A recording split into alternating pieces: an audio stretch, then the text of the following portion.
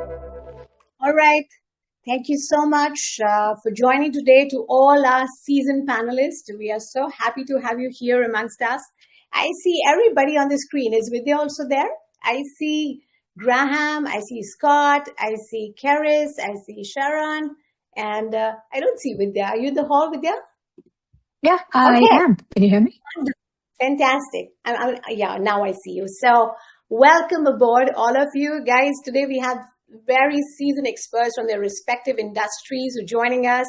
We have Graham Sibley, CEO and CTO Collabware, the founder, CEO and CTO of Collabware with 20 plus experience of helping organizations implement advanced records management, compliance, and Microsoft 365 information governance solutions. Then we have Karis Hargadi, SVP People Ting Internet. Karis champions people and HR strategy. She's known for building strong workplace cultures and high-performing teams, leads talent strategy and organizational development at Ting Internet. Followed by that, we have Dr. Scott McAllen. He's the AVP of TWU Online Trinity Western University, and he has considerable and extensive experience in higher education leadership, former Dean of School of Arts, Media Culture, and award-winning author. Followed by that, we have Vidya Srinivasan, product leader, trust and safety, Meta. Vidya is a product leader at Meta working on trust and safety across platforms, integrity, and AI. 13 years plus at Meta and Microsoft and 22 patents. That's really accomplished. Then we have Anna. Anna is going to be taking the part 3 of the workshop that I mentioned to you earlier. So she's not on the panel, but she's with us. Then we have Sharon Cherokee. Sharon is the product manager, machine intelligence retention at CBC. Sharon is a distinguished product leader in big data, machine learning, and agentic AI. And she leads CBC's advanced AI platform enabling personalized audience experiences, recognized amongst Canada's top 25 women of influence in AI. So welcome aboard, everyone, once again. And we are so happy that you've spent the time to come here.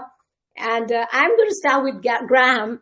Graham, I think that when I look at you, I have this very strong feeling of structured data. Data is the word, the buzzword when it comes to me when you say compliance.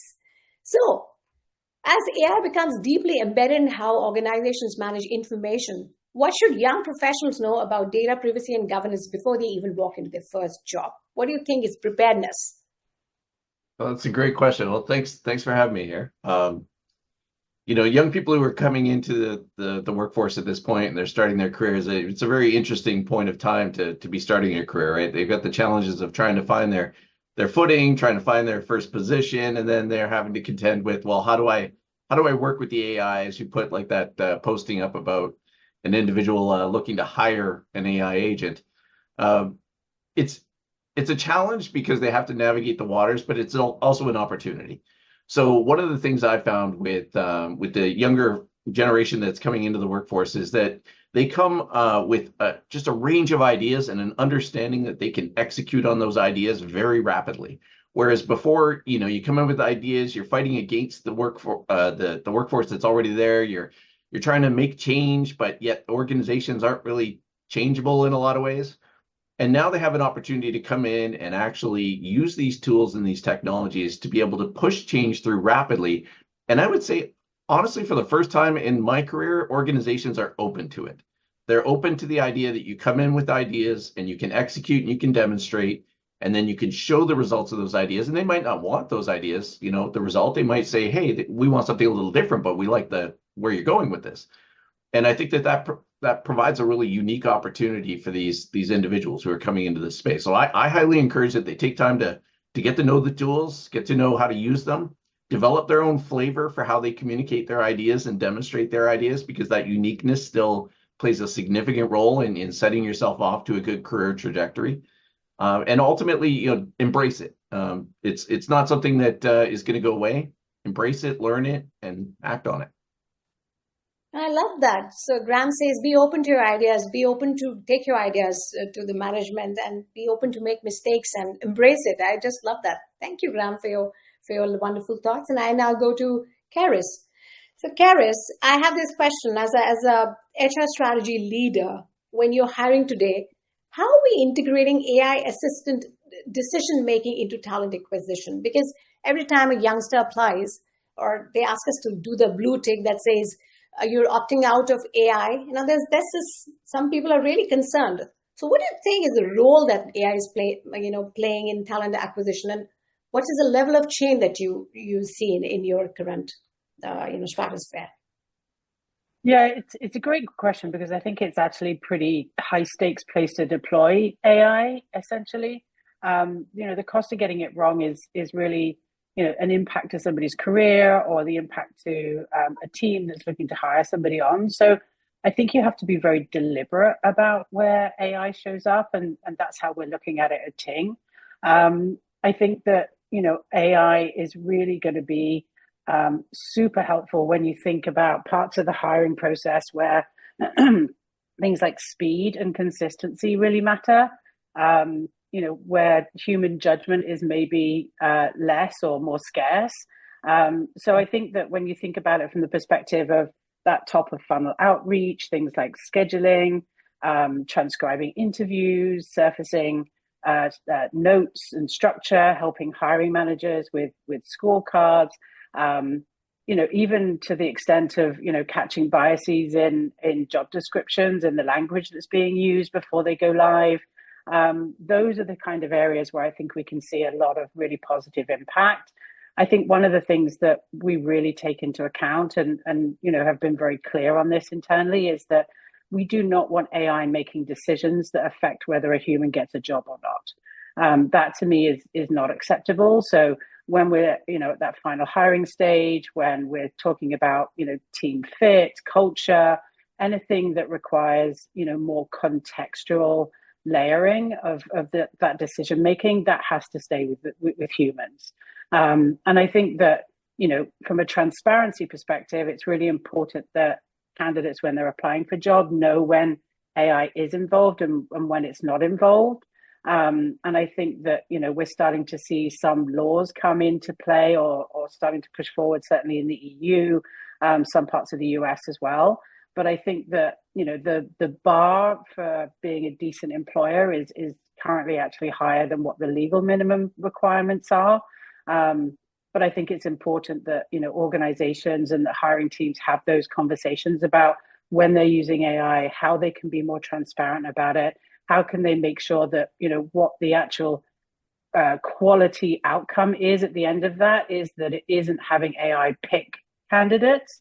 It's really about providing opportunities for the recruiting teams, whether it's the recruiters themselves or the hiring managers, to really get a lot more time back from their administrative or kind of more repetitive tasks. And then they can invest that in candidates and the hiring managers. And that allows us to have kind of better calibration across the whole process. And I think that, the ability for AI to be able to kind of handle some of that kind of mechanics is really beneficial, but allowing humans to actually be responsible and accountable for making decisions is what's most important.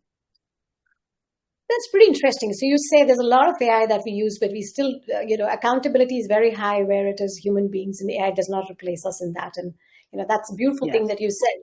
And for all those who are listening, it's very important that when, as Karis puts it, that, when this is all driven by AI to a very large extent, then your CVs or job applications have to go through that. And we have ATS score reviews and stuff like that can be very helpful for people who are listening to this.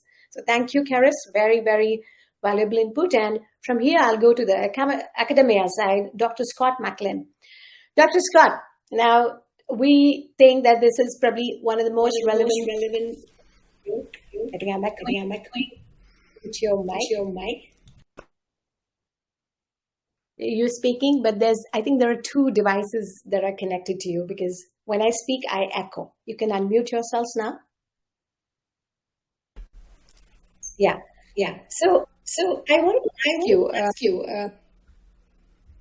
from the how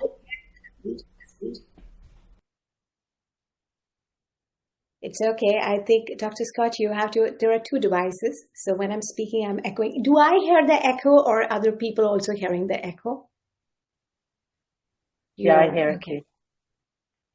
No problem. So, why don't you ask the question, and then I'll turn my mic when you're done asking the question. All right. Wonderful, wonderful. So that's okay. So Dr. Scott, universities are wrestling with how to handle AI in classrooms. The general perception is even at the top B schools or business schools across the world, they think that this is more theory and less practical. Like we really need industry ready people. Now this just, it's a misnomer. Would you want to challenge that? And are we preparing students well enough for an AI integrated world? How do we focus on industry preparedness? Is my question to you. Thank you. Thank you. Yeah, whether we call that industry preparedness, I'd rather call it relevance and being career ready. We know learners today are going to have to remake, reimagine, and rethink their competencies over a period of time just because of the rapid change. So how are we preparing our students to be agile? Now, I love what Josh Johnson, the commentator, said. He does a bit on DeepSeek, when DeepSeek was asked the existential question, or it's the agenic question. DeepSeek, what are you? And DeepSeek responded, I am the proof of when you try to carve God out of the wood of your own hunger. Think about that. That's a pretty poetic and an amazing answer to this question, what are you? Which is a question we need, I think, to help our students understand how to ask themselves. So when I ask university, what are you? The shift that we need to see happen, and this is to answer your question, are we adequately preparing our students? No, not yet. Because we still think, I think in higher education about, are these students college ready? We need to shift. How do we become student ready colleges? How do we understand where our students are and where our students need to be in the short time that we have them? Which means we have to form better relationships with industry, with community-based organizations, with nonprofit organizations to understand what their needs are, so that way we can develop career-connected pathways and learning that are relevant and then show up. And there's two trajectories right now that we're facing with our higher education, which are important considerations. Because remember, most folks who are academics are trained to be critical, right? Which means you're critiquing. But critical is also having to do with something to health, right? We're in a critical time. So critically, we need to be asking the questions, what is the ethical and social responsible uses of these tools? And then we have to really think about what is it doing to this ecosystem that we are all part of, and what are the costs, not only monetary costs, but then environmental costs. Now, those are important. We need to have those questions and be able to answer them. But in order to do that, we need to understand these tools. In order to understand the tools, and this is my simple language, we have to do deep hanging out. We have to use them. And if we don't use them, how can we help people understand both the affordances and the constraints? So I think this is a real challenge to higher education to help people shift to what these tools do and what are they ultimately doing to our cognitive ability to adapt and to learn. If we do reduce learning to just getting the answer, right, then we're doing a disservice. But if we're taking learning and helping students to exercise their creativity, and I love the phrase, students, you do not have to be better than your other students. That's a given. What are you doing to differentiate yourself? What are those core competencies and what difference can you make? And I think that's the task of higher education, is how do we help our students and industry understand what are the difference that make a difference in one's career? Okay. Well, that's very interesting. And that I would, yeah. So, this is the gap we are trying to fill. This is the caveat that we are trying to fill, that when you say theory and practical, so how do we implement workflows? How do we, imply those industry-ready techniques is where IWIL India or IWIL Ignite both have united to contribute in the past. But now I'll turn to Vidya Srinivasan. Vidya, I'm very excited when I ask this question to you. I know that you have 22 patents under your belt, and I know that you're doing something which is like fun and interesting, as we say, trust and safety at Meta. So you have to share some experiences as a product leader. The first question that I would have for you is that as AI systems become more agentic and autonomous, how is the definition of trust and safety evolving on large platforms? What do you think is the definition of? Because For me, I just read the news today morning, and it says many of the people who created these autonomous agents don't even know how they behave in particular situation. Like sometimes that presses the panic button. So over to you. Yeah. This is definitely an interesting era for anybody, I think, working in the realms of trust and safety. So just to peel back the discussion a little bit, in today's world, trust and safety, covers like the reactive scenarios and proactive scenarios. Like reactive scenarios is, you detect a harm when something happens, and then you try to kind of like figure out what are the next sequence of, actions that should happen. Proactive is, you are able to model the risks as well as the ML classifier, so that you are able to detect a pattern of a harmful content before it goes live, and then you're able to stop them from happening. Now, agentic AI systems break both of these models, because the thing that you're trying to govern is no longer content, it's behavior. Right? Because this is not a single, human or, a system coming and posting something or trying to perform a singular action. We're talking about agentic systems that can perform 10 different steps, right? It books things, it moves money, it sends messages on your behalf. So the more important thing is, when these systems are taking these actions, does the human who authorized them even understand what it is doing? Right? So this is no longer just about a singular action that is being taken by a human. We're talking about, systems that take multiple actions across very many domains. Sometimes when intended by the human, sometimes not intended by the humans. So the detection and then when you add speed at which systems move, that introduces a very, very complex, parameter into the equation over here, right? So where the field is moving is the question shifts from, is this content harmful, or is this, actor harmful, to should this entity have been allowed to take this action in the first place? And there's a very different problem, and it requires very new primitives of thinking, right? Like we're talking about action logging, we're talking about intent verification, we're talking about accountability over here, right? Reversibility by design. Like these are all very, very new systems that are just surfacing. And a lot of us who work in this field are trying to understand, how do we get ahead so that we can, reduce risks that are posed by these agents? I understand that. And just to add on to that, just as a futurist, because you are working with a large conglomerate and you can tell us more about how the tech work culture is going to evolve from here. Do you see as someone, how do you see ahead, let's say 5 or 6 years down the line? What would you want to say about the tech culture is evolving? I think nobody knows. I for sure do not know how the world is going to look in 5 years, because things are changing at a massive pace. But what I do know, with the limited knowledge that I have gained over the last decade of working in tech and building products that are being used by millions of people, is critical thinking is going to become the very, very scarce resource. Like judgment will become the scarce resource. The person, it's not going to be am I able to use all these tools? Am I able to onboard to, and am I able to learn all these tools? Am I able to build the most complex system using all these tools? It's what is going to become very important is, do I know when to trust the tool and what to ask the system to do, versus do I know when to do something on my own? Where do I draw the guardrails? That's going to become the very important and scarce resource. And that's why, like, when I talk to, the people whom I mentor, I always tell them, like, do not outsource your critical thinking part.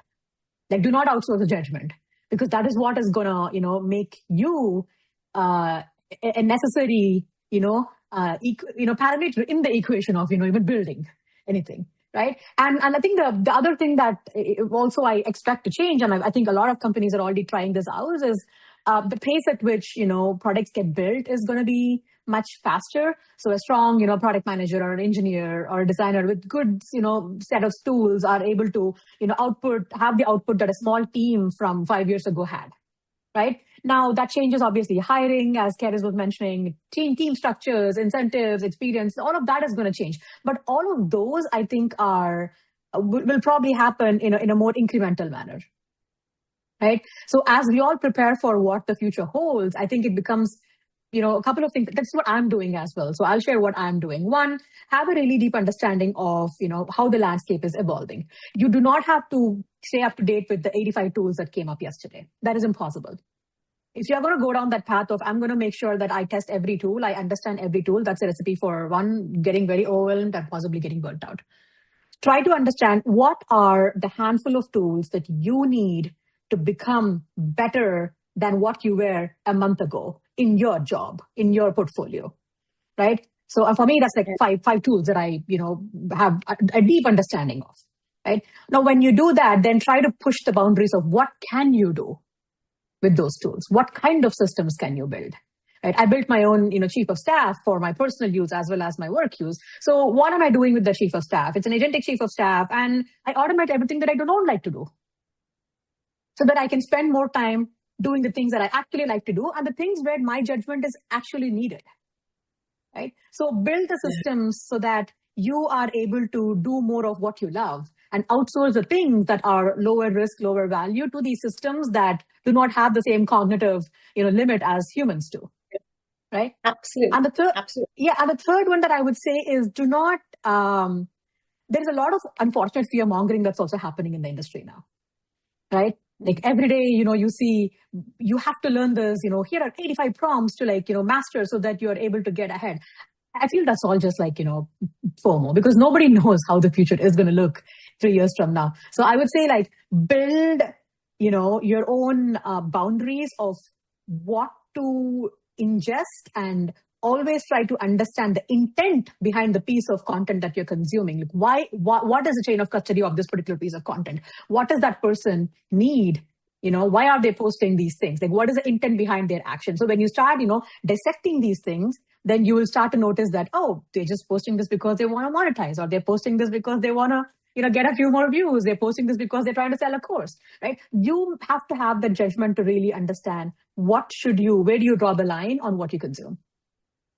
That's a very important thing. Thank you, Vidya, for that. And you say draw the line, because absolutely the speed, the unprecedented speed that, and if you see in the large, no bias with there, don't take me wrong, but we see sometimes Meta coming up with something, or we're coming up with ChatGPT coming up with a new model. So the speed is enormous, and there has to be a boundary. I think all of us need to personalize that boundary. It's very important and very valuable.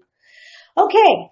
So we are moving on to Sharon. Sharon Sharaki, like I said, she's the product manager intelligence and machine intelligence retention at CBC. So Sharon, you're leading the AI-driven personalization in Canada's national broadcaster. How is AI changing the way Canadians, consume media, and what does that mean for digital literacy at a national level? So you would want to brief us a bit about how does it play a role in your current pursuit? Okay, first of all, thank you for having me as part of this panel. So to answer this question, I want to take a step back and look into the broader media landscapes, not in Canada, even the world right now. So we are currently seeing a massive change structurally from AI in media to media in AI. What do I mean by that is audiences increasingly using these conversational interfaces in order to consume the content. If you look into the past, those traditional newsfeed consumption, the content directly, that's not the case anymore. So there is a word that's being used in the industry called answer economy. What happens is, as a user, I go to these conversational interfaces, starting to querying those and looking for a content that's relevant and specific to what I'm asking for. So I want a very detailed, personalized level of the media. So I'm not going to go through those traditional and what has been produced originally to consume. There are still some groups of audiences, a segment of the audiences proceed with that, but some, as long as they see summary of the content or the question that they ask, that's what they're looking for, and not to go with the traditional kind of era of consumption. So, but if I want to translate that, why it's important for the audiences to understand as they are interacting with this new way of consuming the content, it's going back to the understand how these systems are working behind the scene. Because we know, again, there was huge improvements in how these LLMs are generating or even curating content as you are querying them, but still the audiences needs to understand at high level how they function, do their own human checkpoints. Are the information that has been provided are based on the factual data and the actual content? So do those checks in place and do not accept that what has been offered to them as the solid truth that's being provided to them. So, and that requires not only the audiences, but even the society as a whole to start to provide those kind of education and understanding and awareness as they are offering of these more services to the audiences. So that's where we need to start increasing the digital literacy among our audiences. On that's great. So you're saying the audience needs to have that decision making, and they need to be aware. That is what you're symbolizing, and that's a very, very interesting input from you. From there, I think I'll come to Graham again. Graham, in today's world, there are many. I'm sure in the audience we have people who want to build their enterprise, or they're already building it. For an SMB to be ready, or I would say AI governance ready, what do you think is quality check, which means how do they get AI governance ready? How do we ensure compliance and responsibility in this section, the small and medium enterprises who are sprouting up, and for people who want to start on their own? Yeah, it's an interesting, obviously this is where I spend all my time, is on compliance and AI and unstructured information. One of the biggest challenges that customers of ours are facing, and that I think the market in general is facing, is that there's been this concept over the years, let's say the last 10 or so years, where it's, data management is really about putting all your data in like SharePoint or Google Drive or OneDrive, a Dropbox, and then just hope for the best. The reality is now we're getting to the point where you mentioned RAG earlier, we want to start using this data. We want to start using it in agentic processes inside the organization, and we need it to be relevant for the decision-making that we're trying to execute. But what we have is a giant mess of data that's all sitting in a single folder somewhere and has no metadata, has no structure, and we can't really use it effectively. So organizations are realizing that they have this huge asset, which is all this knowledge and information that's just sitting there, and they want to use it. So the challenge now is, how do you use it? And one of those big structure points is taking the time to figure out, well, how do I clean it up in a way that allows the AI systems to make more relevance from it, right? So it can't just simply be a big pool of documents and hope for the best. We need to have some structuring on this. We need to understand relevance to certain policies or decisions or activities or operations, so that we can map it, so that when we're trying to execute agentic processes on, let's say, something around finance policies, that it understands how to derive the relevant finance information from that pool of data versus just kind of guessing. And that's where your hallucinations will really start to appear, and it can be very damaging when we talk about the compliance side of the equation, which is if someone goes and makes a decision on that really bad data, and hopefully doesn't just let the AI do it, but has a thought process in there, and it's all based on garbage data, well, then you're going to get a garbage decision. And if you start acting on that garbage decision, then you're going to end up in a situation where people start asking questions. Well, where'd this come from? Who made this decision? Did the AI make the decision, or did you make the decision? And that becomes the challenge that everyone's starting to face now. And there's no real answers. I will say that for the last 4 years we've been building a system that will try to start to answer these problems and questions, but it's just the very early days of what we're going to be able to accomplish. So for organizations, I would really look at that data pool, look at cleanup that can be done, look at any sort of additional metadata that you can bring to the table to help your systems understand that data more effectively. And then from a compliance standpoint in general, you really have to think about bringing that data or bring the AI models to your data, not trying to take all your data and send it to the AI models, because then you're going to end up with potential security issues, leakage issues, hallucination issues that are derived from other people's data. And that becomes a real big challenge to face. So I would say that those are the areas you really want to pay attention to.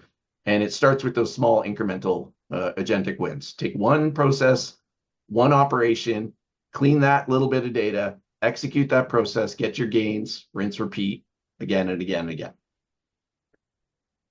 Okay. That's interesting. I love what you said. You said don't send your data to the AI model. Get it from it's the vice versa, right? So I like it. I find it very interesting.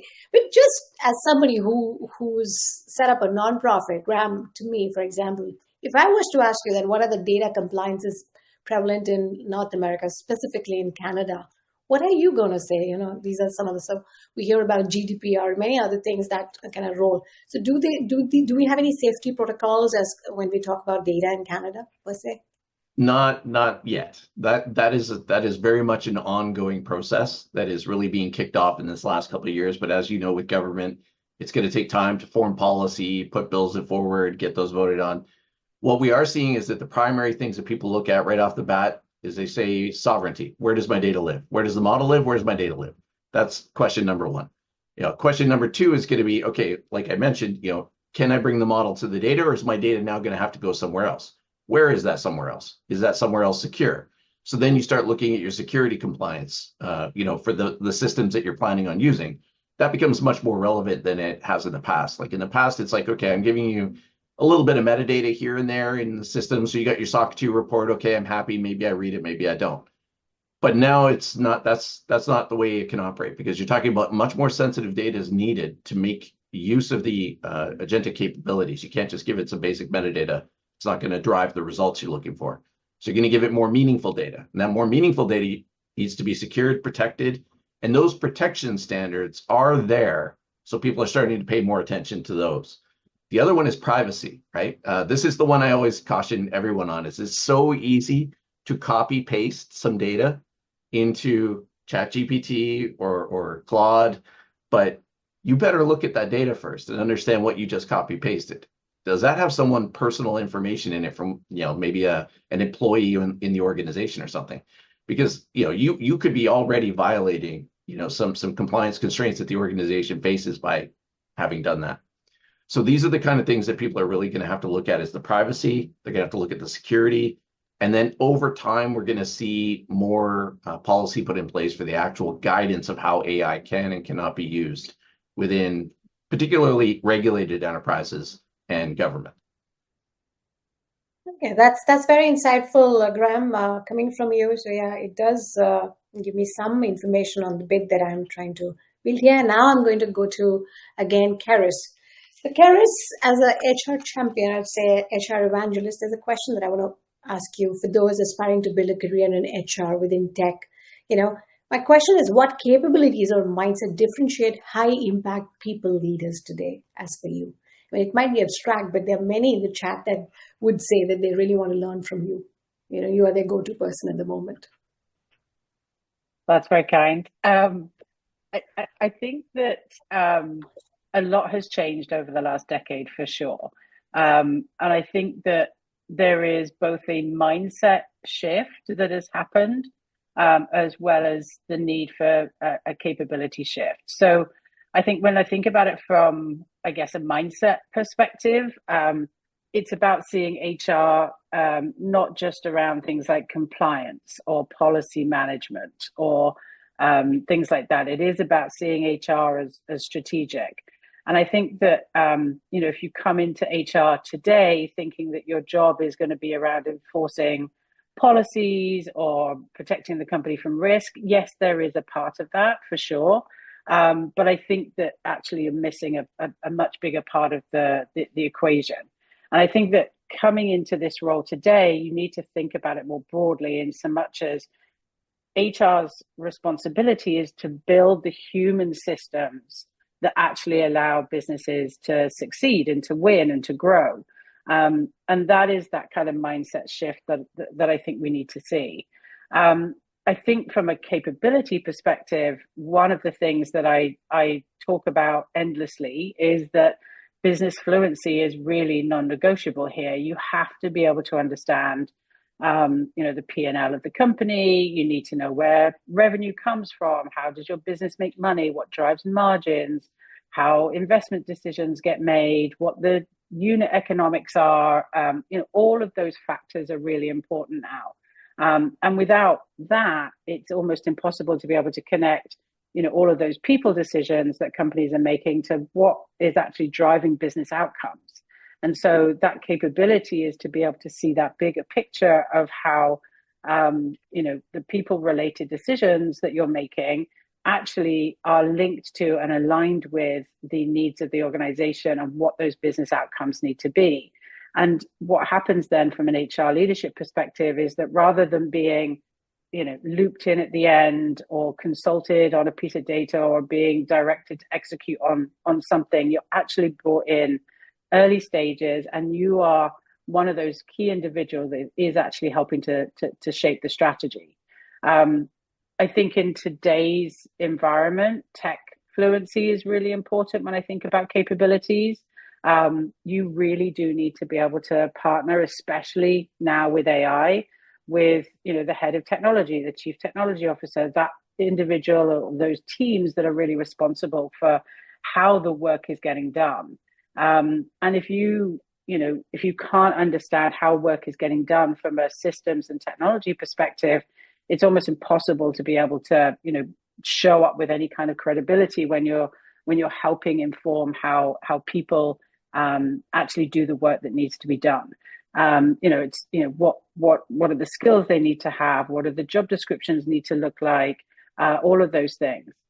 And I think the other capability here is that you need to come at this, if you are taking that seat at the table where you are driving actual business outcomes and you are involved in those strategic conversations, you need to have courage in having hard conversations. You need to be able to address things like conflict, things like power imbalance. You need to be able to address underperformance. You need to be able to address the balance between wellness and productivity. You need to have those hard conversations, and you need to be able to show up with courage in order to be able to do that, because if that's not something that you're doing, you're not actually helping the organization to really succeed. And one of those conversations today is, what does the employee do? What does the AI do? Like, where is that partnership shaping up? How are the two, really kind of looking from a collaborative perspective, and what hard conversations need to happen around there? I think that, the other piece of it is about consistently staying curious. And I think somebody else touched on this a little bit earlier, but that curiosity about everything outside of your function, you cannot operate in an HR bubble today. You need to be able to understand the dynamics cross-functionally, because there is nobody else in the organization that is better positioned to be able to look across all of the departments within an organization and understand where the bottlenecks are, understand where the conflict is, understand where the challenges are. Like that viewpoint that you have as an HR leader is fundamentally unique. You need to understand, where the struggles are. You need to understand what the sales cycle looks like.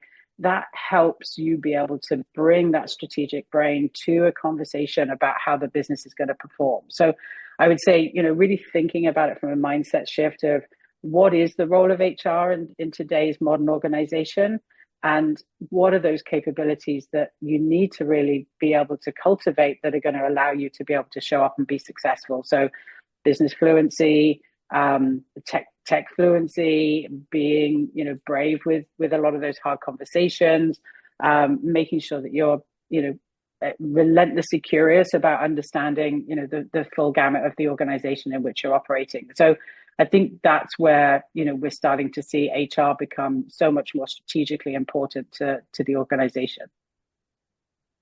Well, thank you, Karis. I love it, and I'll summarize it as business fluency is something that you said, and to stay curious and have a perspective for all the departments and have a sharp learner's sense is very important, that you said, to be a seasoned HR leader. So thank you. And with that, I'll go to Dr. Scott again. And a very short question, Dr. Scott, but it is very meaningful. And for all, if there are students in that batch of people who are listening to us right now, I see 156. So I'd say, what does career-connected learning look like to you? So I'm saying most of the people are learning a lot, but is it relevant? So how do you think it can be career connected? Do you have anything to say on that? How to stay sharp and focused in learning new technologies, techniques, and what is the right way to learn to be prepared for a better career? Okay, I got a couple things to say about that. But first of all, thank you to everyone. And I think let's take a moment. You've heard a lot of really good stuff in this panel. I think I filled up my notebook. I'm wondering in the chat, just to reduce it to one word, what's one word you all individually are feeling right now about what you're hearing? If you could just take a moment to put that in the chat, I'd be curious to see what you're taking away. And I got to give Vidya, I think, serious ups and prompts for, I think, the t-shirt that I'm going to make out of this session, which is do not outsource your critical thinking. That was wonderful. Do not outsource your creativity. When I was just a little child, my father would read to us, my two brothers and I, before putting us to bed at night, which was quite amazing. He'd read Tolkien, Lord of the Rings, and Madeline L'Engle, and C.S. Lewis. So Legolas and Reepicheep and Meg, those are the people who would guide us into the night. And then he would go to the middle of the room. We had a light on a string, and he'd turn around and grab the light. He goes, "Now, boys, remember, your vocation, your career-connected learning, your vocation is that space where your great passion and the world's great needs meet. Where your great passion and the world's great need meet. Now think on that as you go to sleep." Then click, lights out. He'd ask that every night for years. I still get a call from him, these years later. "Scott, have you figured out your vocation yet?" I said, "I'm working on it. I'm working on it." So I like that video at the very beginning where Oprah said this idea is, what is your passion? You need to become alive. But I want to couple that with the world's great need. And if you can identify that sweet spot, that's a career. That's a calling. That's a vocation. And you'll, quote, never work a day in your life because you'll be doing something. And these are the three things. I want to leave you with some practical sort of takeaways. I loved when Deepa talked about develop your own stack. I call that develop, what are the platforms? Who are the people? And what is the purpose that's going to move you into the next phase of your career, even if you're just entering it for the first time, or you're an early career, or even if you're a late career trying to rethink, reimagine, and retool. So if you know your purpose, then you need to look at what are those tools and platforms that'll help you get there and play with them. And I love what they said. You don't need to use every tool. You'll never keep up. But what are those thematic tools that you're going to need? Understanding data, creating content, stimulating and engaging in conversation, creating whatever those tools are, get to know them and play with them.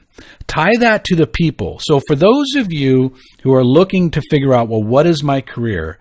I would say after this session, write down 5 companies, 5 organizations, 5 entities that you like. Maybe it's the MCU film series. Maybe it's Disneyland. Maybe it's the Seattle Seahawks. Maybe it's a cricket team. Whatever it is, write down those organizations, then go to LinkedIn and look under LinkedIn, what is the vision and the mission of those organizations? And just write it down. And then create a set of keywords that show up there. And see if any of the keywords of what your great passions, what catches your hair on fire, see if there's any matching. And then begin to develop a strategy. How can I reach out to someone, not because you're seeking a job, but say like you were able to get Sharon's contact information because you're interested in media. You could drop her a note on LinkedIn and say, "Hey, Sharon, I'd buy you a virtual cup of coffee if I can take 15 minutes, if you can help me decide and understand what are the things I need to be able to do to be successful in this career." You're not asking for a job. You're asking her to share her expertise. And you know what? A lot of people like to do that. So never underestimate the power you actually have to engage in conversation. But what fuels that? Well, Deepa mentioned it. Karis just said it. Along with this idea of critical thinking and creativity, your curiosity. Be curious. So I'm going to leave you with 2 sort of axioms that I learned from my grandmother. She said, nobody cares how much you know until they know how much you care. Do people feel that they're being cared for when you're around them? How are you demonstrating care? Can you be careful? We talk a lot about today about this notion of curation. Well, curation, the etymology of that word is actually a Latin word, cure, to care for one's soul. So be careful, be full of care. The second one, try to be more of an interested person and less of an interesting person. A lot of us try to be interesting, right? And social media is geared for one to set up how interesting one can be. I'm not denigrating that. That's show off, great? But be interested, be curious. And when you're curious, listen when someone's talking to you. Listen to be an active listener. So this notion of curiosity, I think, is really key. And then if you're looking for that career, look at those organizations and ask them in a curious way, what do you need? And then you begin to identify, what can I bring to the table? And if you bring something to the table that differentiates you from other candidates, they're going to want to talk to you in a follow-up situation. So those are the two axioms rooted in what I would take away as you begin to carve out, well, what is my calling? And, and again, I just love that. Do not outsource your critical thinking. Okay. Thank you, Dr. Scott. It's very, very insightful. You actually summarized the session for me, and that's the great thing, so everybody knows. So I'll come to Vidya now. So Vidya, so this is something that, I don't know, many people might want to know. But what skills and experience best prepare someone for a product management role, especially an AI-driven role today? And how do aspiring career aspirants prep for the same? Which means that if somebody wants to be an AI product manager or AI integration manager or maybe a prompt engineer, what do you think are the skills or maybe qualifications needed to be there? So I believe that the fundamental skills of having the innate curiosity to really try to understand what is the problem that we are solving and who are we solving for and why are we best positioned to solve this is not going to change. That is not going to change at all. And that shouldn't change. And I hope it doesn't change. So, we are entering the world, or we are probably zipping through, the phase where the tools are rapidly evolving, the scale at which we build is rapidly evolving, how we interact with, the people who are building is evolving. But this, position of what are we building and who are we building for should never change. So I would say there's the same advice I gave probably 8-9 years ago when someone asked me, what makes a good product manager? I would say it's the joy of building products. You have to really love, going into an ambiguous plain field and then looking at the puzzle before it becomes obvious to anybody else.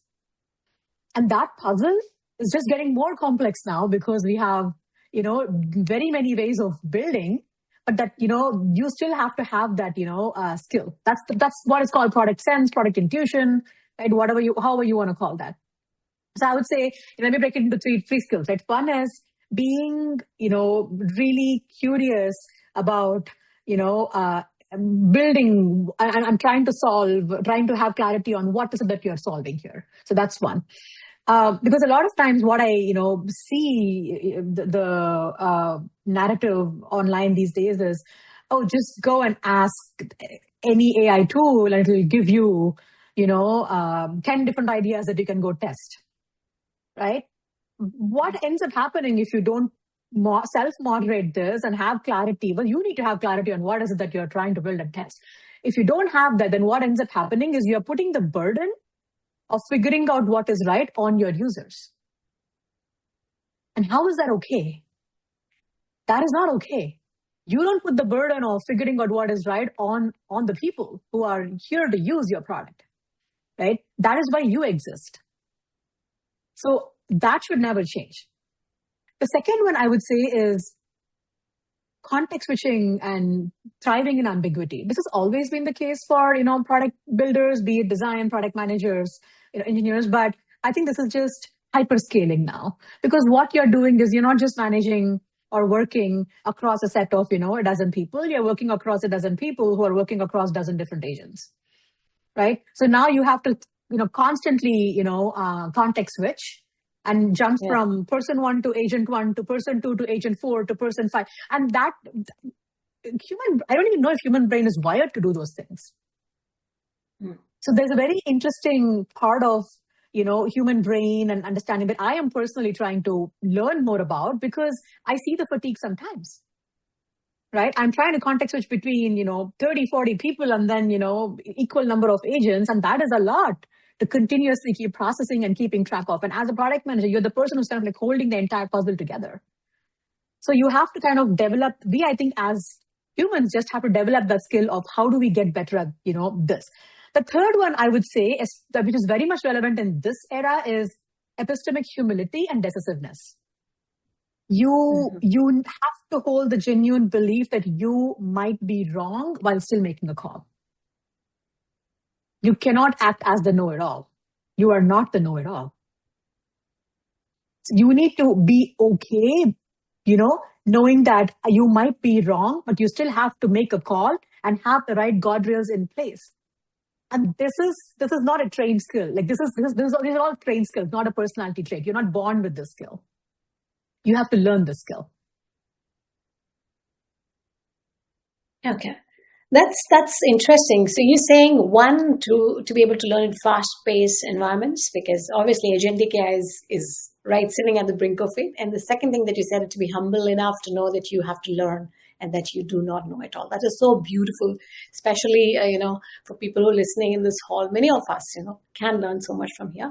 And after that, I'm going to go to Sharon Cherokee. Sharon, I know there are more and more plug-and-play models.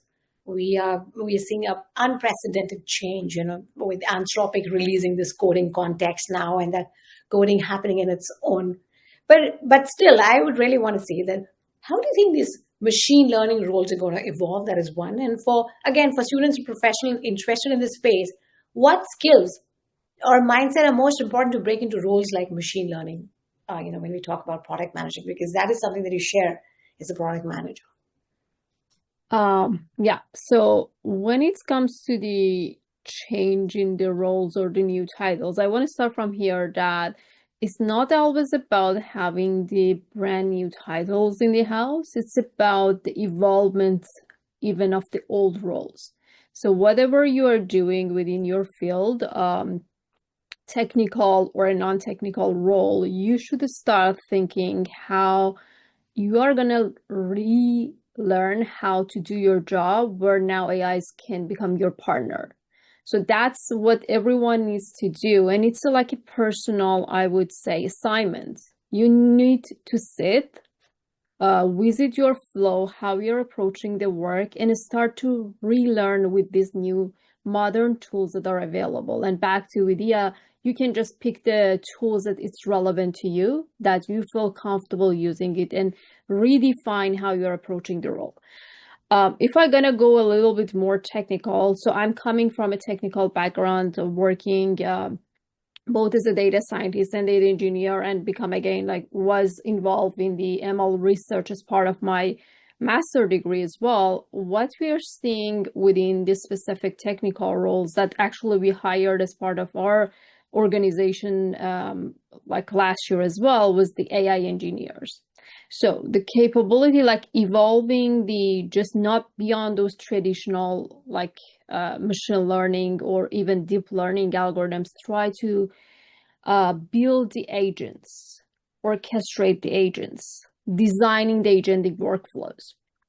And in order to achieve that, it's not about only you understand the technical word, which is very important, for even if you want to just change to an AI product role, I do still encourage everyone to learn the basics of the technical fundamentals. It doesn't mean that you need to do the code. It doesn't mean that you are going to design the algorithms, but you need to know what's happening behind the scene, because that makes you a better decision making at the end of the day. But when it comes to that technical roles, the people needs to have 3 skill sets, which are not doing to do with the coding. One is that experimental mindset. Be able to translate that problem space or opportunity space into an experiment that can be designed so fast within less than 2 weeks, validate the results with the outcome, and see if this feature or this new product is viable, drive value for the business, and really solving a problem or not, before they want to invest more time, energy, and resources on it. So that experiment, and be okay to fail.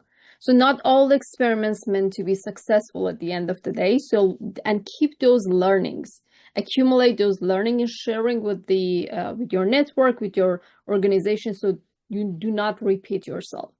The second one is that cross-functional understanding and context engineering. So be able to talk with people who are more domain experts. I'm working in the media. When I started, I didn't have the background in media or the content. I wasn't even write one, like I wasn't a journalist. So I learned how to listen to those people, understand their problem, and then try to translate that into the world of technology and AI. And it's more important for these modern AI tools that you translate those understanding into the context for these systems, so they be able to answer to your specific domain and solve the right problem and not be so generic. And the last one I will add, it's not a skill set, but it's a practice I think all of us may need.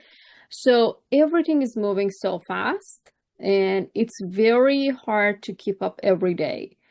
So one I would say practice is that you at least have an hour in your daily schedule to have some focused learning and understanding about what's going on, and try to eliminate the noise. And you don't need to know about everything, but the ones that's like relevant to your specific industry or the tools you are using.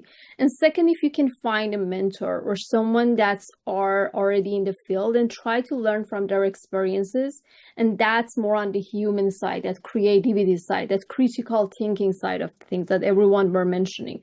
So I think these are, if you have the combination of both the technical and these three skill sets and practices, then you can become a successful in your AI role, either a product or a more technical person. Oh, that is a very bright answer. And as I listen to you, I also gather some input. And three things that I'm taking away from this answer is solve a problem when you're building a product, listen carefully, and practice and be creative. So 4 things for our listeners who are here today and wanting to know more. So with that, I think we have our time. We're on a short leash, so it's already 12:36, and we would have to come in with question and answers. So Mrinal, I would want you to come if there are any chat questions. You're over to you for moderation and, airing these questions. Thank you. Yeah. All right. Well, hi, everyone. Thank you so much for a very informative panel discussion. And I am now here to be the voice of the audience who's been quiet for a while. So one question that we've gotten from Kevin is, how can AI be implemented in modern university curricula to enhance student learning? I'll jump in on that one, and I think what I failed to answer in the question that Deepa asked before, when we talk about career connected learning, is that we can embed relevancy into the curricula by tying it to, quote, real world work, right? Taking, whether it's case studies, internship, co-op, but the curriculum can really be impacted if we are partnering with industry and allowing our students to do work. Now, what needs to happen in higher education is we need to shift on how we do assessment. If assessment is only checking if you got the right answer, so a lot of education today is, someone teaches you something, then you have to do a multiple test Scantron and answer questions. If that's what you're doing to demonstrate your learning, you're going to lose, right? For instance, if I'm going to teach someone how to build a house, that's my curriculum, House Building 101, I'm not going to give them a multiple choice test to demonstrate they know how to build a house. I'm not going to ask them to write a paper on how do you build a house. I'm going to want them to build a house. And then I'm going to go alongside and put them with a mentor on how to build the house. And then we're going to assess what they did. Now, the house may be a prototype, right?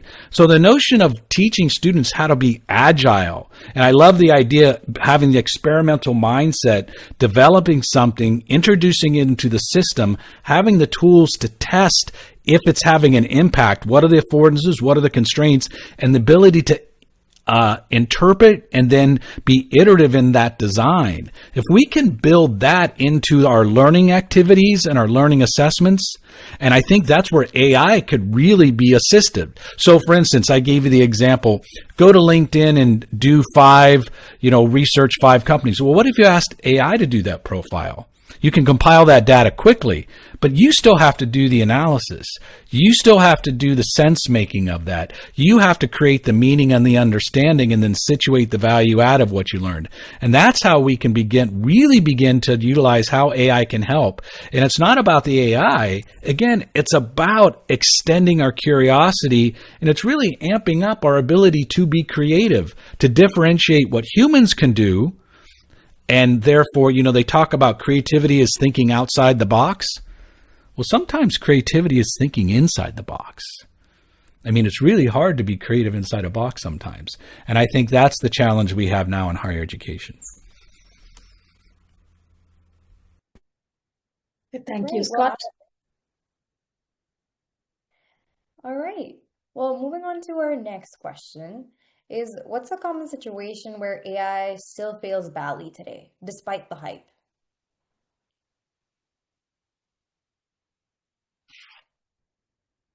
I can kick it off. It depends upon, AI is not a monolith. There are so many different models built for so many different purposes that does many different things. And if you go and look at, irrespective of which tool you're using, be it your Claude or ChatGPT or, Llama, everyone has a disclaimer saying this model can make mistakes, right? Please rely on your judgment. And they have it for a reason. Because what you need to understand is how this works behind the scene. If you're asking a question, let's say, where can I find a good milkshake, for example, near my location, then you have to understand that that's going to take a set of, that model is going to go back and reference a set of, data source that it has been trained with. And if that data source is not complete, then the response you're going to get back is going to be inaccurate. Right? So you have to really understand that you can use this as, a guide to help, but not as the sole, tool that is making the judgment call for you. Right? So you have to really understand that the data set, you cannot expect a model to have access to every data set in the world to give you the right answer, irrespective of which domain you're asking it for, be it healthcare, be it, engineering, be it coding, be it, analysis, whatever it is, right? So, and what is also interesting is the model continues to learn. So as holistically, as we all use, a specific model, specific tool, then that continues to build on top of that and then continues to get more intelligent and intelligent. And that is exactly why models today are a lot more intelligent than the models that we used 5 years ago. And the models 5 years from now will be more intelligent than what we use today. But you have to really understand that any response that you get back, you have to pair that with your, say, intuition, with ancillary sources, and you have to fact check it for yourself and not take it for, take it as face value. I would I can add also go on. Oh, sorry, go ahead, Kirsten. Well, I was just going to say, I would also layer onto that, AI fails miserably at things like authentic empathy or genuine compassion or being able to connect unseemingly unconnected pieces of information, or be able to really feel the context implications of decisions, or any of those, genuinely human traits that make us human, should never be outsourced to AI to kind of take videos example that she gave earlier. But those are the areas where I think that AI has been again and again proven to be incapable of showing up successfully. So don't outsource your mental health advice to AI. Don't rely on it to provide you with comfort that is authentic and layered with context, or any of those things. Yeah, so what I was going to add to the equation is actually a little different. It's more of a tooling type approach to the problem, which is that AI is a tool, right? It's certainly not artificial general intelligence yet. It's a tool, and it's a probability engine, and it really can look at a giant, massive pool of data very, very quickly and take some inferred approaches to what the answer to a question might be. But one of the biggest challenges is context. If I give you an email thread and I give you one message of that email thread in the middle of that conversation, and I ask you to tell me what the conversation is about, any human would fail at that, just as the machine would fail at that. It doesn't have enough context. So when working with the tooling, one of the most important things that I like to work with people on is try to provide as much context as you can so that you can get the best inference outcome that you're looking for. Like, the more context you can give in your prompt or as additional reinforced material, the better the outcome is going to be. But if you rely on it just simply taking a bit of information and giving you a meaningful and relevant response or answer to what you're trying to do, then you're going to find that it will fail a lot. And that's when people start to go, oh, well, these tools can't do what I need to do. Well, yes, that's true, because if you don't give it enough context, it's not going to go where you're looking for it to go. Give it more context and you'll watch the magic kind of, appear.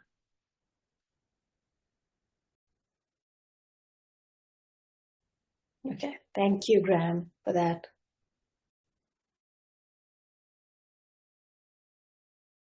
All right, moving on to the next question. So Twinkle asks, what's the biggest obstacle companies face when trying to move from an AI prototype to a real product?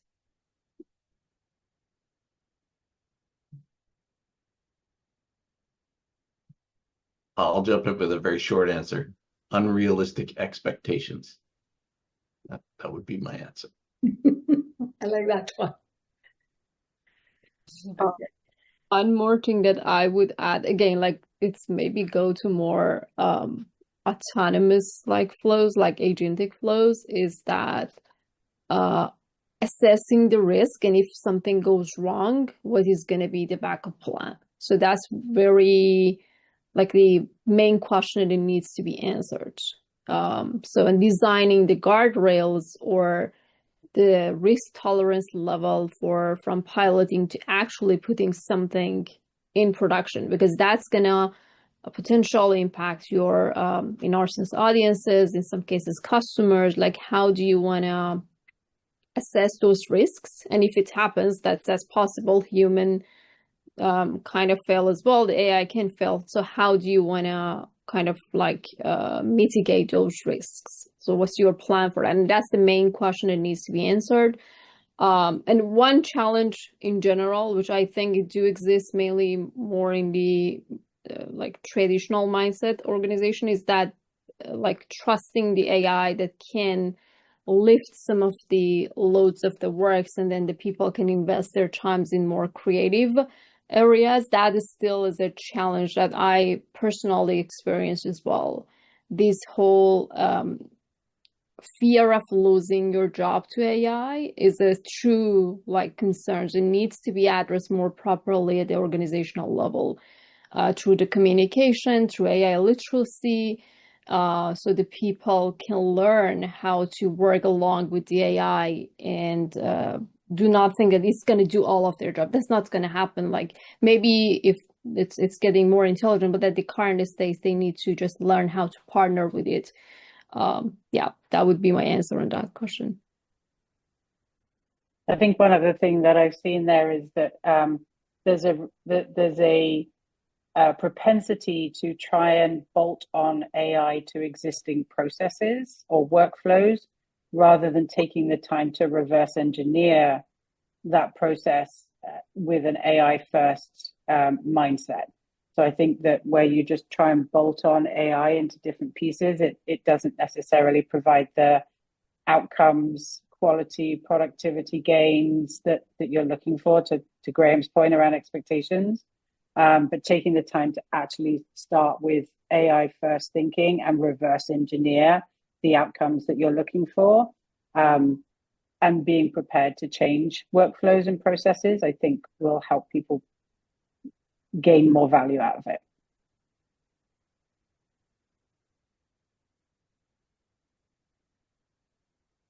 Okay, so Mrinal, if there are any more questions, you can, or otherwise, after that, we'll wrap up. Over to you for any more. We'll take a last question and then we'll close the panel. Yeah. Well, yeah, there are more questions, but I guess if I had to ask one last question, that's one for Dr. Scott directly. It says, what are the risks of over-relying on AI tools for thinking, especially for students and for early professionals? I had a professor when I was a freshman who said, my job is to teach against idiocy. What do you mean by that? I'm not an idiot. He goes, no. The Greek word idiot meant self-centered. And it really meant that's our adolescence, the ages between 0 and let's say 12. We're all idiots because we're all self-centered.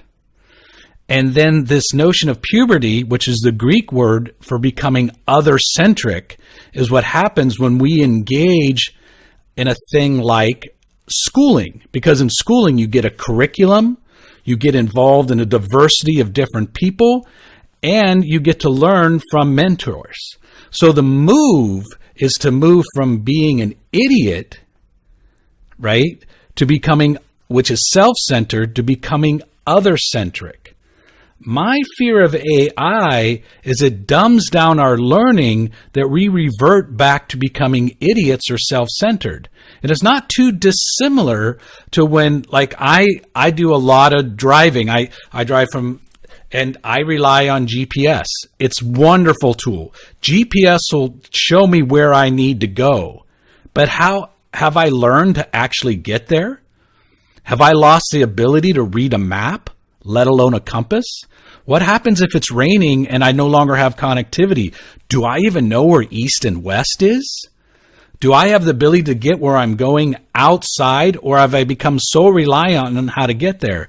So yes, how to get there is important, but learning how to get there is even more important. So the over-reliance on AI reduces, I think, our human capacity to be continuously curious and to continuously learn. I don't think AI inherently does that. I think that's a trait as humans, because we often trade convenience, right, for the struggle. And I want the struggle to be there. Struggling extends who we are, helps us. So, you know, there was a football player here in Washington, or in Seattle, who said, separation is in the preparation, meaning, yes, the game's important, but the preparation you put into something makes the difference. So I want to make sure the over-reliance on AI doesn't take our ability to put the practice in. And who said it? Failure. I think that the key on that one is not to be afraid to fail, but learn how to fail intelligently. Learn from that failure, iterate, and then improve on what you're doing. So I think on that note, Mrinal, we would close this panel, and I would really and very sincerely like to thank Graham, Sharon, Karis, Vidya, Scott for sparing their precious time to come and join us and share your experiences with us. Trust us, we're going to be in touch, and we are very, very excited for other programs that come, and we'll be in touch again. But thank you so much once again for joining us. And for this, after this, I'm going to give this to Ruchi to take this over from here. Thank you so much, Deepa. I really hope that all of you found the discussion valuable and took away some meaningful insights from that. Now, before we move ahead, just a quick note. Towards the end of the session, we'll be sharing a testimonial form in the chat. Participants who fill this form will receive a certificate of participation via email. So do stay with us till the end. Now, moving ahead, in just a few seconds, you'll be seeing a poll on your screen. Also, feel free to stretch and or grab some water. And when we return, we'll be moving into a very exciting segment. Our next speaker, Anna Perilina, will show us how to structure effective AI prompts and apply AI tools in real-world scenarios. Thank you.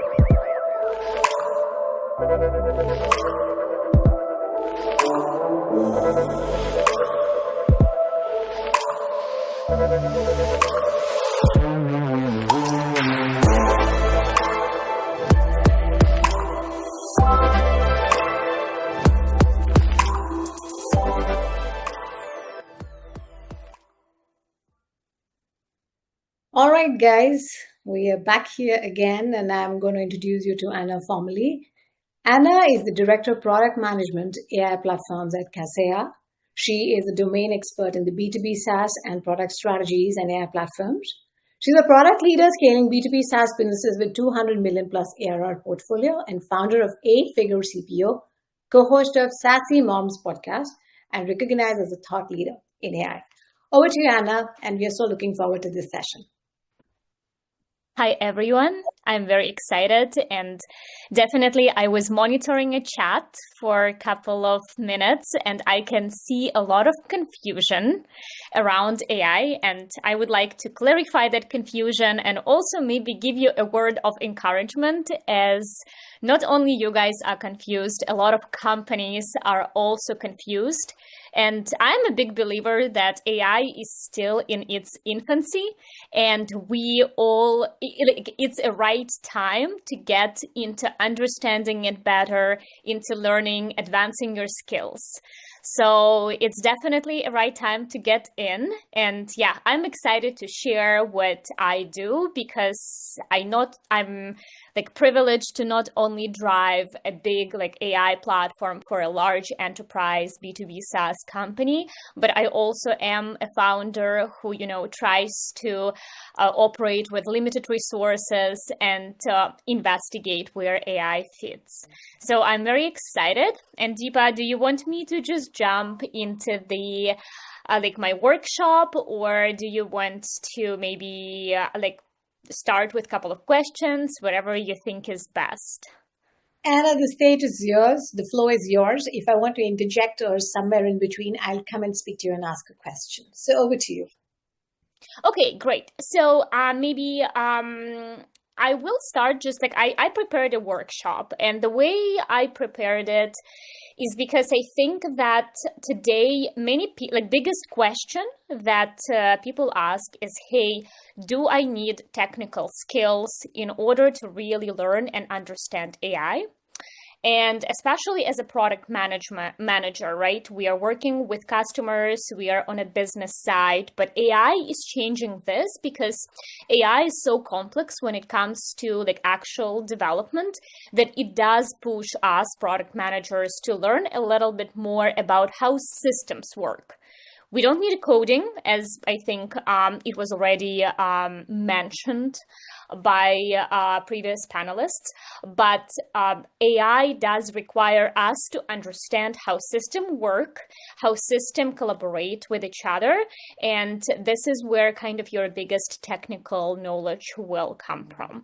But for 95% of AI, your work will honestly be just using Gen AI tools and doing prompts. That's why I will share my screen, and we can maybe go from there.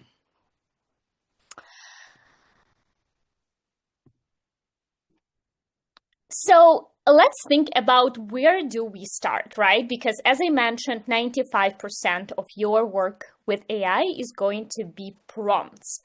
Now, before I'm going to tell you the most effective prompt structure that I was able personally to, to use that helps me in my work a lot, I want to clarify that if you are currently, use an AI tool and you decide that, oh, you're like product manager, you maybe got an internship or you work as a product manager in organization doesn't have an AI tool or Gen AI tool that they pay for, be very, very careful about what information you add, because it's considered unsafe to add any a proprietary data into your personal account. So this is very important. I have to mention that because, you can get in trouble for this. So even when organizations are working with input data internally, very often they do the PII policies where they scratch the personal information from the data and only then they analyze it using their tools.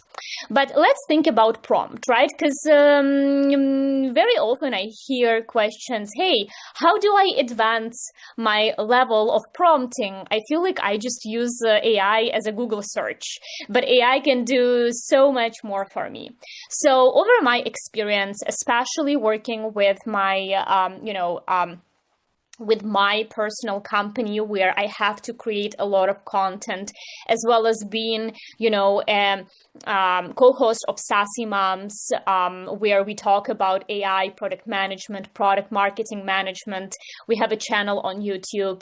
I have to use AI in order to produce content for me, to analyze my videos, to create chapters. So I was working with prompts and I was able to figure out that the good prompt is the prompt that has a structure, and there should be 6 parts into the prompt. So first of all, you need an input, right? The input can be raw data that you want to analyze, can be conversation, insights, feature list, anything. AI cannot work without an input. So you have to have something that you give it for analysis. Then, on top of it, you should add a context and thought process. So if you work within an organization, there definitely are constraints. Like there are certain decisions which AI can not make because, let's say, you know that this company is not going to change a process, or this company will not launch a new product. It's not in their plans. You have to provide it to AI. Very often, I provide my personal thought process around, okay, I want you to have this decision, but these are my thoughts. Correct me or give me a different thought. Then you give AI a task. You ask, okay, this is what I want you to do. And finally, you provide an output structure, meaning if you give me the decision or if you give me some information, this is how I want you to think about it. This is how outcomes should be presented. And this is the decision framework that you need to follow in order to give me the result. Then validation. This is what I like the most because right now AI helps me to also challenge my assumptions. You know, when you work with an organization, very often you can create a presentation and then you end up going to your boss saying, hey, this is my presentation, do you like it? And then your boss gives you lots of feedback. And then you go and you present it again, and stakeholders give you a lot of feedback, like sales give you a lot of feedback, marketing, and then you are it can honestly be a lot, sometimes you can be vulnerable towards this situation. So why wouldn't you ask AI, hey, challenge me? Can you challenge me, highlight where something is uncertain? Maybe something is not covered. Maybe somewhere I need more information. This is where you start becoming better at your presentations because you use AI as a colleague or as a boss who, will be able to review whatever you have done. And finally, AI is pretty robotic as a tone. So very often people recognize the text that is generated and written by AI. So it's very nice if you can give it an output, for example, be concise versus detailed, like descriptive versus actionable, whatever you want. You can even add conversations that you previously have and ask AI to follow exactly like the tone, the structure that you have before. And this is how you give it like an output of, hey, this is what you, this is how the tone should sound, so that people don't recognize that it was written by AI. So this is like the prompt structure. And by the way, I do have like the top 5 prompts that you can use for product managers, because I will export this presentation and I will be able to share this with you if you're interested, and also if you stay till the end of this conversation. Now, let's think about ChatGPT, because I don't know how proficient you guys are with ChatGPT, but definitely ChatGPT has its own like pros and cons, right? So there are a couple of practical quick tips that I personally use in my daily life, and it helps me a lot. So first and foremost, ChatGPT tends to over-explain itself. Sometimes you can get into the loop of where, it tells the same information over and over again. So again, when you start a conversation with ChatGPT, just, provide it again the output that you want, like the way you want it to talk to you. For example, my prompt personally is, hey, prioritize truths over politeness. I actually don't like ChatGPT complimenting me, because this is not the goal of why I use ChatGPT. So I ask it to be very direct, to not repeat points, state every idea once, use clear, natural human language, adapt to my communication style, and access your long-term memory to resemble my communication style in your output. Now, actually, this is important because, by the way, just because you mentioned some information within the conversation, it doesn't mean that ChatGPT will remember it. In fact, you should always, you basically should have a spreadsheet of prompts and copy paste the same information to it over and over again, just because having this long-term memory is very expensive. So that's why they just remove it from a memory all the time. Now, another feature which very often is overlooked is projects. ChatGPT, you start having conversation with it, but if you want to sort of, cluster your work into folders, then there is a projects section on the left side, which can help, where every conversation starts as a new conversation, but it's kind of grouped into this, folder. This is very comfortable, because sometimes, when I was using it for almost a year, the pain point of just, this conversations being scattered all over the place is very, very hard. So once you really start using it, this is my personal life conversations. Here I get advice, or I talk about how to plan my meals. So create a folder for it. Then here is my student work, create a folder for it. This is my CV, create a folder for it. And then everything will be clustered, and also the long-term memory will be accessed, so certain information will be remembered. Finally, ChatGPT also now has a feature which allows you to schedule prompts. So if, let's say, you have something that you run on a daily basis, for example, you are maybe doing some market trading and you want to know the news about a certain, industry, you can actually schedule the prompt that you have worked on with ChatGPT. It's the feature there. And you will be able to, and it will automatically run it for you without even you remembering to do it every day. And finally, just like in Teams, ChatGPT has pin. So use it if you want to, work on something consistently. Like let's say you have a product requirements document, you will need to work on it for entire month. Just pin this to a chat. Again, it accesses the long-term memory and you can continue iterating, and the context of your conversation is saved there. I do have one prompt here, which again, you will be able to get through this document, but as product managers, we very often are tasked with very ambiguous tasks, which we don't know how to do, at least from just original requirements. So one of the prompts that I have here is about, hey, you're a senior product leader, you review my work. So this is what I'm working on. You, again, provide a context for it, what it is, provide an input and data, what it is, and ask to break it down into smaller tasks, or ask what is unclear or weak, so that you can go back to your manager and now have a good context behind it, saying, hey, my manager, I reviewed your task. I did a lot of analysis and things here. And look, these are additional questions that I have. So honestly, it becomes obviously like prompts. It's like all prompts, you will get an output towards, depending on how much experience you have, how much creativity you have. So I do think that when it comes to Gen AI tools, conversational tools, one of the biggest skill that you need is an ability to ask question and question your work too. If you do it, you will get great output. Now, another question that many of you have is, how do I get an experience fast? Right?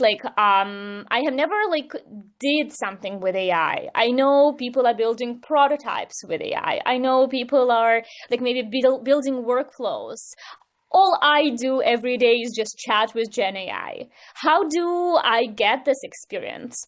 And actually, I have a very cool task for you, because this is something that I'm trying to do right now. So I have my website, which is built on Wix. Now, when I built my website, I can maybe show it for you here.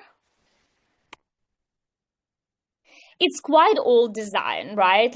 I built it, it took me a lot of effort, but the way Wix works is that I have to, first have an idea of my website, how it's structured. Then I have to use all of these elements, other elements that I have selected from a Wix library. If I want to have a more flexible and maybe more creative element, Wix doesn't have it. I don't have time to develop it myself, or I don't want to pay a developer to do it. So honestly, it was quite difficult for me to do this website, but I did it. It's a no-code website. And then now I'm at a point where, after working with clients, after getting some experience, I'm okay, I need to redefine my positioning, because currently this positioning doesn't work. My service, a page is not it needs to be changed. So it becomes such a big project in my head. But I went to Lovable. I figured out that Lovable has a free plan which will provide you five prompts a day. And basically what I did, I just created one prompt here. Hey, analyze my current website, 8-figure CPO, give this a new value proposition, a new positioning, and just construct a website. So literally Lovable did this for me within 5 seconds, right? again, this is where input is important, right? You always have to understand you need an input. It was able to do like such a great job mainly because it already it went to my website, it looked at my positioning, right? And I also gave it a little bit new positioning, which it was easy to adjust. Of course, if you don't have your website right now, you will not be able to really maybe get to a very great quality, but you have your resume or CV. You can do exactly the same, just upload your CV here and say, hey, blah, blah, blah, give me a personal website which is constructed from my CV and see the output there. So once Lovable did this website for me, I was like, oh, wow, I can now build websites easily. I can spend 30 minutes a day, redesign my entire prototype. Obviously, there will be a little bit more tedious work here. But how do I publish these changes, or how do I publish this website? So I asked Lovable another question. Okay, thank you for designing. Is it possible to connect this website to my domain host? And if so, how can I do it? And it basically gave me instructions of how can I do it, which is so easy. All you have to do is just click a button, publish, and then you go to your settings and you attach a domain. I was like, oh my God, this is exactly fits the needs that I need to do. It's much better for me to have this website hosted and located in Lovable than me paying $200 a year for the weeks and then spending weeks of work to edit my value proposition. Because what if in the future I want to edit this website, add services, add more blog posts?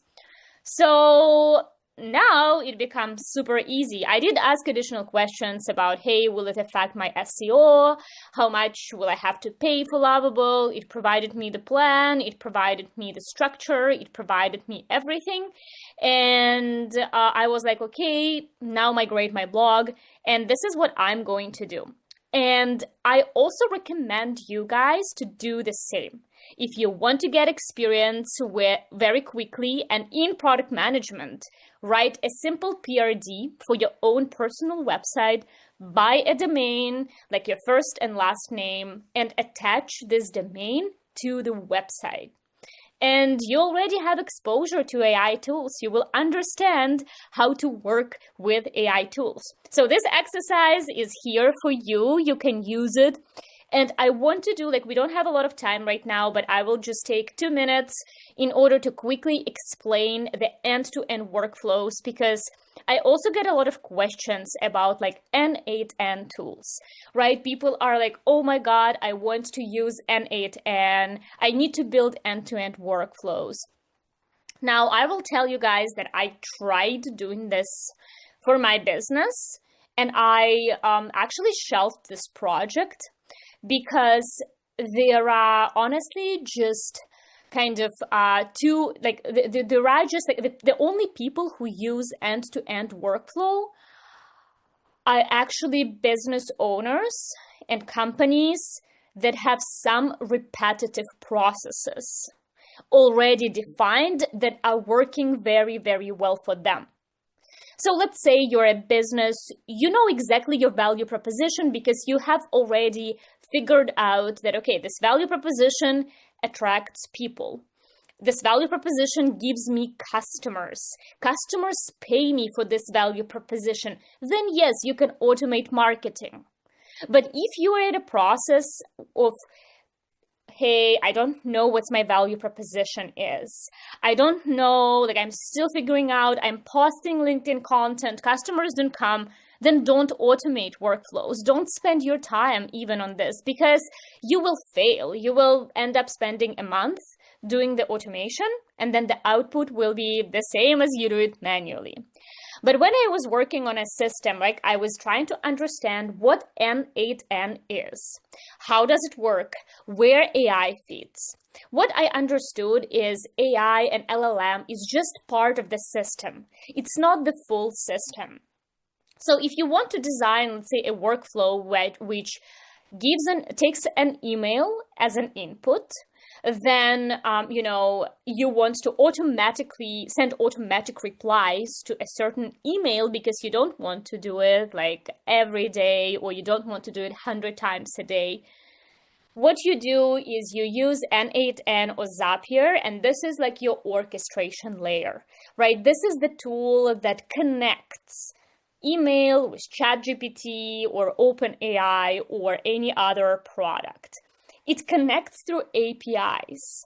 And then all you do is just create a workflow showing, hey, if this email comes in through the API, get the email context, right?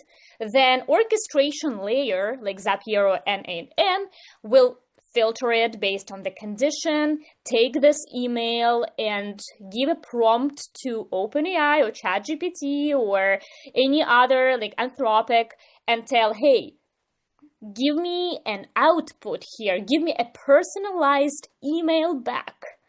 So then when AI is working, it's read your email context, it created a personalized email, it then sends it back to N8N and says, hey, this is what you wanted, and then N8N will look at another tool or send it back to the Gmail within the conditions that you specified for.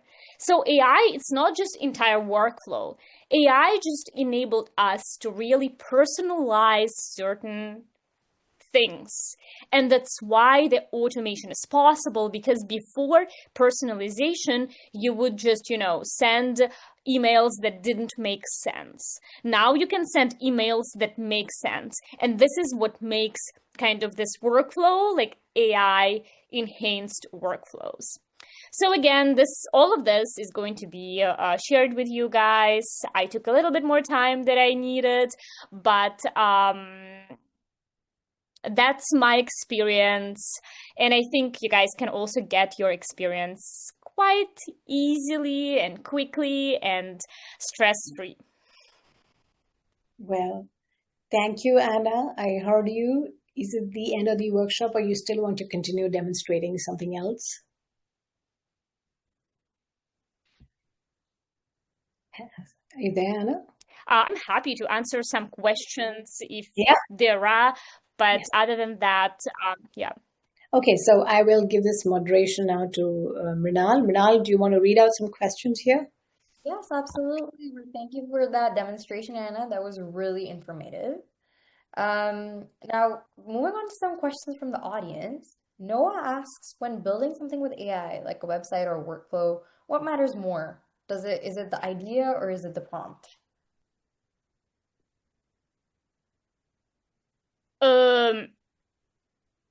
So what matters is a prompt, because prompt is how you get your idea in. And you need to basically structure your idea into the language that AI will understand. So whatever your prompt is, you will get an output. And the more detailed your prompt is, the better output you will get. Now, what's even more important with AI is refinement, because you can't trust it fully, right? You then need to see, okay, and double check. That's why there is a comment like human in the loop. You are now working with a tool like you would be if this tool would be like a UX or UI designer. So you have to keep like talking and refining and explaining what needs to be changed or done or so on. Yeah, right, absolutely. So the next question we've gotten is from Guinea. She asks, how can students like us practice workflows without real business data? And are there any free templates or examples we can start with? Okay, so I think that this is the thing. You can't do the workflows without real business data. That's why if you want, let's say, AI to talk like you have to program it. You have to, you first have to have this experience in order to be able to create the workflow. So if you were running your business for 5 years, and you were communicating with your customers, and now you can have all of your emails exported into the AI, then sure, AI will talk your language. AI will provide you the output that you desire. Without input, AI will not work. That's why I was trying to tell that only businesses that really have workflows that already function repetitively, where process is well documented, only then you will be able to build something with AI. If you have a repetitive process, but there is no documentation, there is no context behind it, you will not get an output that you want. And absolutely, like without business data, you can't really build workflows. And this is why I never finished working on my workflow, because I wanted to post the content on LinkedIn automatically. But then I realized I don't understand what content to post, what content will work well. Now I will spend a month designing this engine, and then it will be disregarded. So I stopped. Plus, actually, every software that you will use will be paid. So, for example, right now, you cannot just add ChatGPT to your email campaigns unless you pay for a developer version of a ChatGPT, which allow for like credits, ChatGPT credits. You have like every tool becomes a paid subscription, which will, increase your costs like to $200, $300 a month. So again, is this cost justifiable or not? That's the question. So that's why I didn't finish the workflow building, because I had to pay for every tool, and I wasn't yet ready to do it. Right, absolutely. That is very insightful. Well, our next question is from Sia. She asks, in what ways does AI affect search engine ranking mechanisms and visibility? Yes. So right now, I'm not an expert, but what I do is my every prompt says, like if I'm building a content, my every prompt says, hey, imagine you're a top world-class SEO consultant who now works on this content and ensures that it's optimized for the Gen AI tools like ChatGPT, Anthropic, blah, blah, blah. I do it. What I have seen, the SEO, the biggest SEO effect right now is from basically articles where you have some like thought leadership and thought process, and you have to add questions into those blog posts, into content, into articles. You have to think like a person who is using a ChatGPT. Like, for example, right now you're searching for a job. What questions will you ask ChatGPT in order to search for a job? So if you write an article that is targeted towards people who search for a job, you have to think what questions these people have, and you need to start building your content around it. So this is what I do. Let's say I target founders. I need to think what questions founders have in their heads so that my articles are surfaced by those engines. And this becomes critical because as product managers, we need to know our target customers well. And search, and this Gen AI tools now make this knowledge even more valuable, and you have to get into the details and into the heads of your target customers if you want to generate content and SEO for your target customers. Right, absolutely. And a question that Guinea asks is, can ChatGPT be customized to write exactly the way we do, so our content still feels authentic and not AI generated? Exactly, yes. So you do it through first give it an input. Like it needs a ton of data in order to understand what is the tone that you use. You can be also descriptive. You can prompt your ChatGPT to, or again, like Claude or anything to talk like you. and then you will get what you want. But you have to prompt it, or you have to upload data behind the scenes in order for it to use it before writing anything for you. But again, like, you have to definitely test it. Like, never trust AI. You have to implement workflows. For example, like, if you want to send automatic email back, first test your AI for 30 days. If you want to create a workflow, create it, but then ensure that this workflow is targeting your email box before targeting external, because there will be mistakes. You will need to work on like workflows for a month or two before it produces the outcomes and before you are happy with the outcome that it produces. Right, absolutely. I guess thank you so much for answering those questions, Anna. I believe we're out of time for questions. So I will, but that was very informative. All right, I will now be handing it back to Ruchi. Sure. Yeah. So before we move ahead, we'd really love to hear from all of you. If you found today's session valuable and would like us to conduct more of such programs, please go ahead and type yes, or just drop a thumbs up in the chat.